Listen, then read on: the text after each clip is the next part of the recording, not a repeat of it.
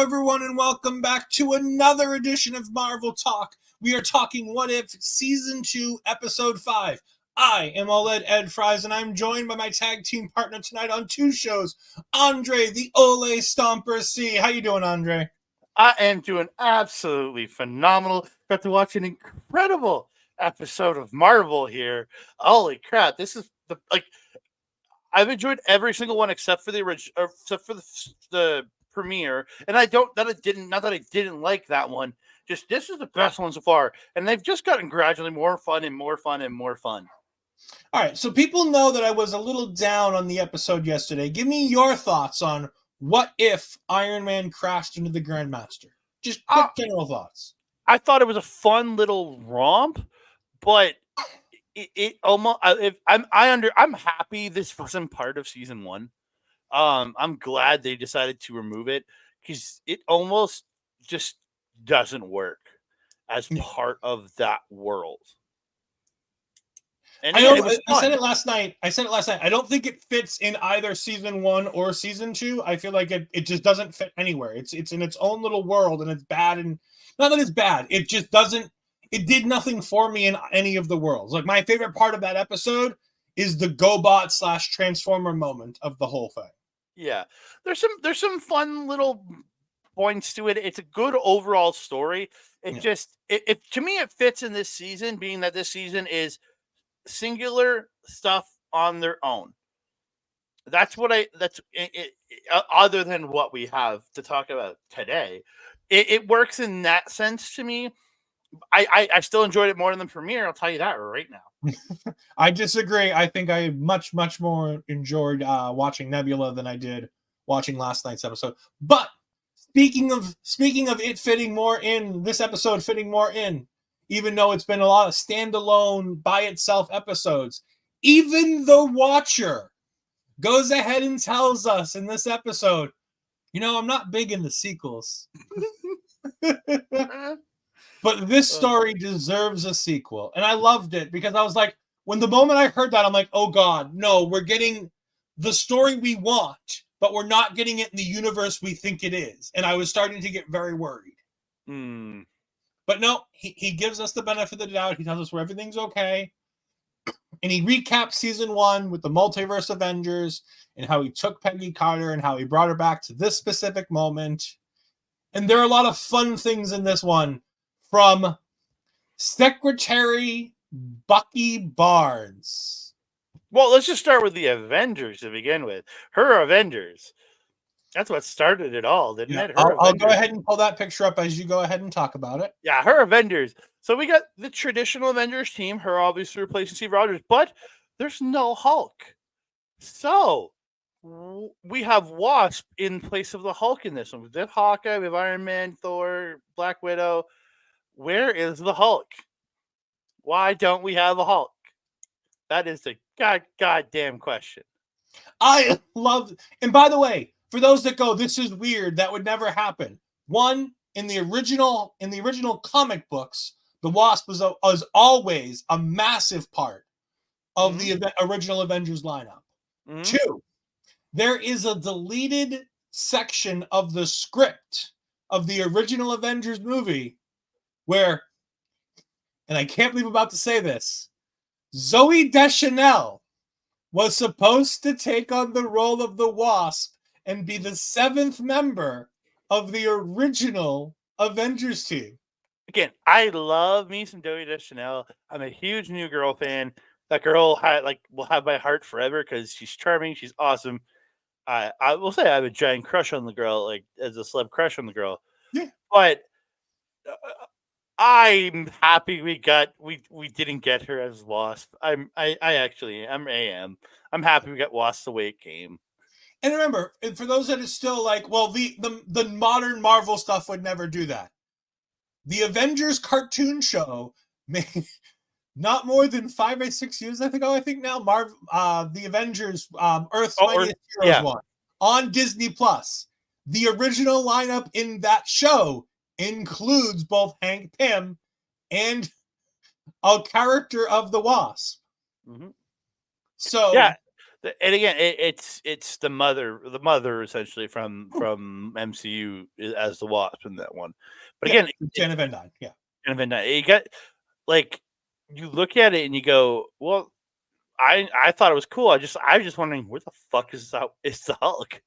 And that's the fun thing. I think that that's why I love What If, because it presents these problems where nerds can go down these lines and go, what universe would this be? And I think talking about it, I think the idea I put out there, and I think you kind of agree with this idea, is in the first episode of this, we see them specifically taking blood from Captain Carter after she becomes Captain Carter. They're taking blood.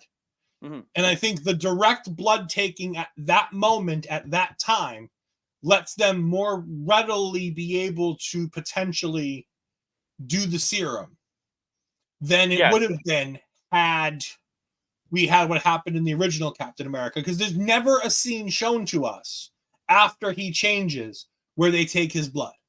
Yeah, and again, we never would have had to sit through the abomination that was the Incredible Hulk. That would have been much better to not have that. And remember, we're going to be speaking of the Incredible Hulk. We will be talking about it in just a few weeks. Probably sometime next week. We'll probably be talking about the Incredible Hulk. Just think, Andre, if we get past the Incredible Hulk, we could talk about Iron Man 2. That's true. Which I weirdly enjoy that movie. With a six. Everybody enjoy Iron Man 2? Not everybody. There's a lot of haters for Whiplash. Really? I always thought that I thought Iron Man 3 was the one where everybody. Oh no, they hate it more, but there's a weird amount of Ivan Vanko Whiplash haters. All right, I'm gonna say something that apparently might be a hot take that I never thought was a hot take. Iron Man 2 is the best Iron Man movie of the three. Iron Man 2 is my favorite Iron Man movie. You're wrong, because Iron Man's the best MCU movie. So no, it's not. It's like I said, it's not even in my top 10. It's barely in my top 10, and it's the one that constantly keeps getting pushed down. No, that movie's absolute perfection. 2 is right there with it. All right, but we got to get back to What If. Let's stop talking about our stuff and talk about What If. What if Captain Carter fought the Hydra Stomper? I mean, this is just fantastic. We see that I took notes for this one. All right, well then I will let you take the lead on this episode. No, you lead it. I just have notes for part of the episode. All right, so we get back to the scene where we left her, where they're redoing the scene where they're on the boat, and this time Widow, like in the last season of What If, says, "We found what the pirates were looking for," and she sees it's the Hydra Stomper, and she goes, "And there's someone inside." Mm-hmm. And we find out that the Hydra Stomper is inside, and it's Steve, and Steve is still there, and Steve is still alive after all these years. However, the Hydra Stomper isn't the Hydra Stomper we think it is, because Hydra was stomped out. With the death of the Red Skull, with the alien, Hydra's gone. So what takes Hydra's place in the meantime in this universe? The Red Room. Yep. Yeah, I thought this was actually cool. And I love the parallels. That I just wish they would have brought in Batroc here. I really wish we would have seen a scene with Batroc in this, because it would just be perfect to have that symmetry to the Winter Soldier movie here if they would have had Batroc in this scene. Well, in the first season, she fights Batroc and she defeats him before she gets taken. So technically, he is here. He's in this. Yeah, he's been defeated. But he was literally just defeated before the show. Yeah, they pick up right after she knocks out Batroc. Yeah, I just wish we would have kind of got a replay of it, because I love Batroc. I want to see a cartoon Batroc like the Spider-Man Batroc, which he's using that big purple suit. People picked on the Batroc because of the shading. And people thought that Batroc in this movie was black. So, I mean, not that I have a problem with whatever skin color they give Batroc. I don't care. But apparently people were a little irritated that he was a dark-skinned Frenchman in the first movie. Batroc will always be George St. Pierre to me. Absolutely. But not only is Steve in the Hydra Stomper suit, not only is he still working for the Red Room, his programming is still active. They go ahead and knock him out, and they try to take care of getting him offline. And they think they do. They both think that they've got him offline and that they've rebooted him and he's not with his programming. And they talk to him, and he tells them that he knows where the Red Room is located, and he can take them there. Yeah. We did skip over Bucky, though. We got to We'll go back now to get Bucky. back to Bucky, where Yeah. so we have the same scene from the Winter Soldier movie, essentially, but this time Bucky's giving aid to Sokovia because of something that happened in Sokovia. But remember, Winter Soldier is before Age of Ultron. Mm-hmm. So whatever, because it's the Civil War. This is the war that starts the Age of Ultron thing. Yeah. And again, I just love that he's in place of Alexander Pierce, Robert Redford's Alexander Pierce. Yep. Like, don't get me wrong, I love that movie is in my top 5, the Winter Soldier, because just from the performances alone. But like, just to see him in that place, I was like, yeah, old Bucky, let's go. Yeah. Bucky's older, he's wiser, he's a generous man who's not on the take, he's not working for Hydra because there is no Hydra. So he's just generous and nice, and he's sending aid because he doesn't want a civil war to upset the peace that's going on right now. Mm-hmm. And then we get to this Russian town, which was apparently made to look like it was the prototypical Pleasantville American suburb. Fuck, that shit was so. Oh my god, it was so creepy in the best way. Oh. If you wanted to see a Marvel horror movie, this was the scene for you, because it was the creepiest version of Pleasantville I've ever seen. Because you have these animatronic roboted people talking all of these generic 1950s, 1960s American Pie and baseball and how about that game and come get some fresh milk, and it was all in this tone of voice. Yeah, that shit was creepy. And when the machines turned on them, it made so much sense. I'm like, this is something bad's gonna happen with these goddamn machines. And then they turned on them, and I'm like, yeah, okay, that makes total sense. Makes total sense. And not only do they turn on them, but so does Steve. Yeah, it broke my heart a little. I was like, oh, I thought. Oh, sorry. Go ahead. I thought they were about to dance and everything in that point. Like they were moments away from their kiss. The music was playing, and I'm like, oh, they're gonna die. But then I was like, no. And by the way, I love the addition of some of these characters in this show. We get obviously Josh Keaton coming back to play Steve again. But we get Jeffrey Wright, we get Samuel L. Jackson, we get Sebastian Stan, we get Hallie Atwell, Lake Bellas again playing Natasha, as she always does in anything animated for the Marvel Cinematic Universe when it comes to Natasha Romanoff. But we get Rachel Weisz back as Monica. Melina. I'm sorry. Melina, what was her last name? I can't remember. Vostokov. Yes, there we go. It's the Russian that always trips me up there.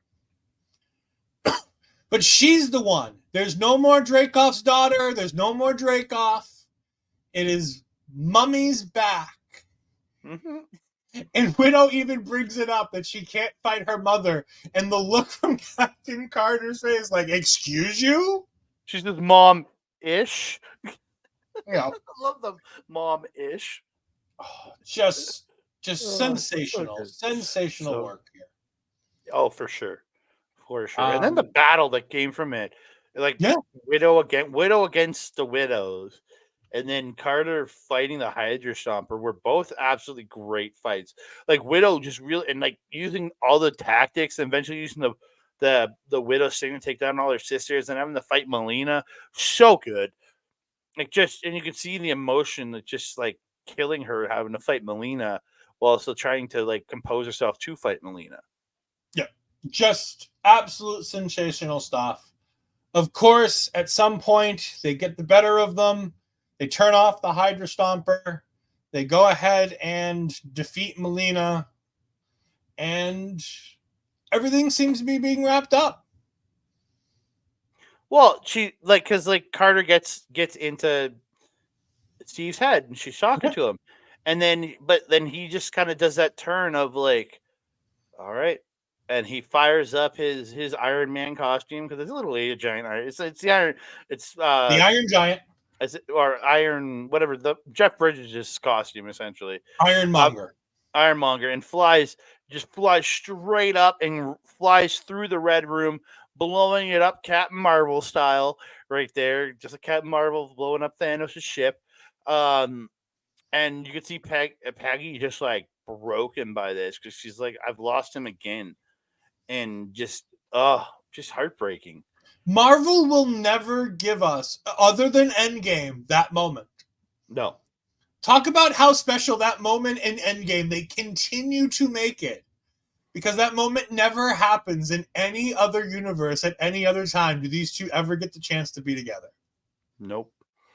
It breaks her. And to know now, like, that he was the husband that she had all through the MCU makes me happy inside. But like, oh geez. And by the way, what Andre's talking about is confirmed reports from the writers of Marcus and McFeely, and the Russos have all together in separate times confirmed that the person who Peggy was married to in Captain America and the Winter Soldier and Civil War is indeed Steve Rogers. He was there the whole time, behind the scenes.